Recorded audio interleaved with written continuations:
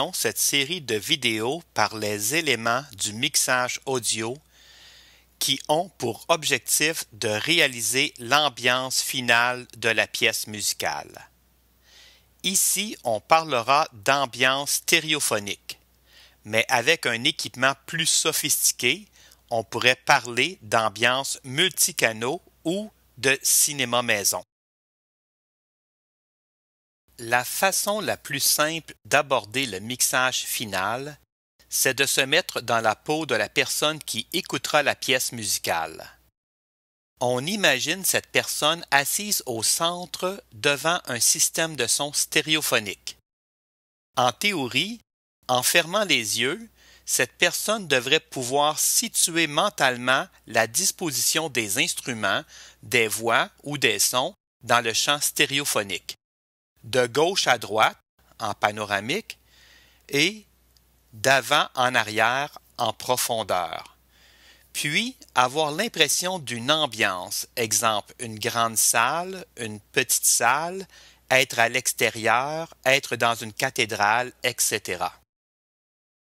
Commençons par ajuster la panoramique ou la stéréophonie de chaque piste, ce qui influencera par la suite l'ajustement du niveau sonore ou du volume de ces pistes. Je dois d'abord élargir l'amplitude de la piste pour voir les fonctions de volume et de stéréophonie. Volume plus et moins, stéréophonie gauche-droite. Donc, commençons avec la musique au centre. On laisse le curseur à cet endroit.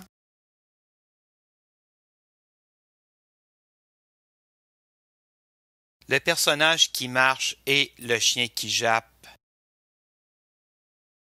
on peut les placer légèrement vers la gauche. C'est un choix personnel.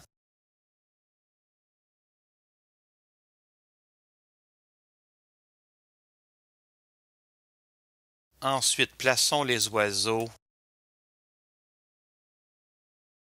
complètement vers la droite.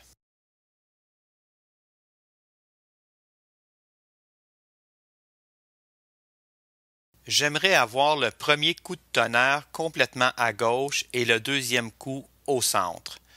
Je dois donc séparer cette onde sonore sur une autre piste. Je sélectionne la deuxième partie, le deuxième coup de tonnerre, édition, séparer. Je me retrouve avec une nouvelle piste que je vais replacer un petit peu plus haut.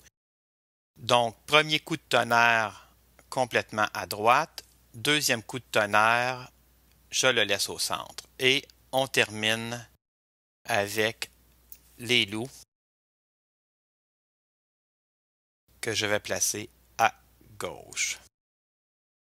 Ajustons maintenant le volume ou le niveau sonore de chaque piste, ce qui nous permettra d'équilibrer les sonorités entre elles, de faire ressortir une sonorité ou de donner une impression de distance dans l'espace sonore. Le mixage demande beaucoup d'écoute. On peut utiliser les fonctions pour rendre les pistes muettes ou pour mettre certaines pistes en solo pour réaliser le mixage. La piste ici est muette. Je clique sur le bouton solo pour qu'on entende seulement cette piste. Une bonne stratégie est de débuter le mixage avec une piste importante ou la piste la plus forte et d'ajuster le mixage en activant chaque piste une après l'autre.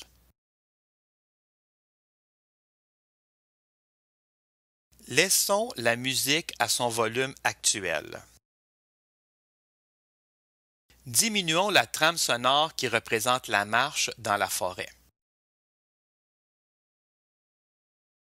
Ici, vis-à-vis plus et moins, le volume est exprimé en gain. Donc, je diminue à -6. C'est un choix personnel. Le chien, la même chose, -6 décibels. Donnons l'impression que les oiseaux sont très éloignés.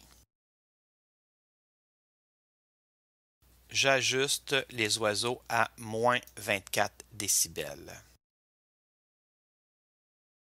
Le premier coup de tonnerre qui est complètement à droite, j'aimerais l'entendre aussi de façon très éloignée. Je le place à moins 24 décibels. Le deuxième coup de tonnerre, je le laisse à son niveau actuel. Et pour terminer, les loups très éloignés dans la forêt à moins 36 décibels. Maintenant, j'affiche toutes les pistes. Écoutons le résultat.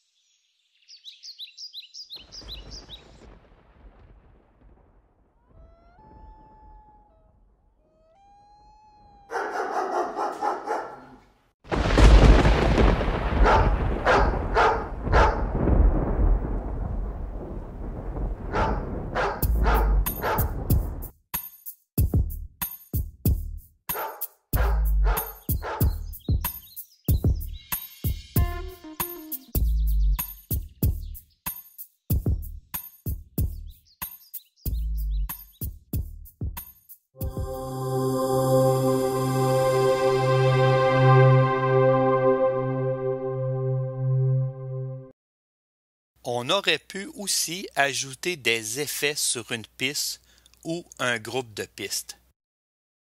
Et aussi, dans des techniques de mixage audio vraiment plus avancées, on aurait pu nous demander d'ajuster l'égalisation en fréquence et la compression dynamique des ondes sonores.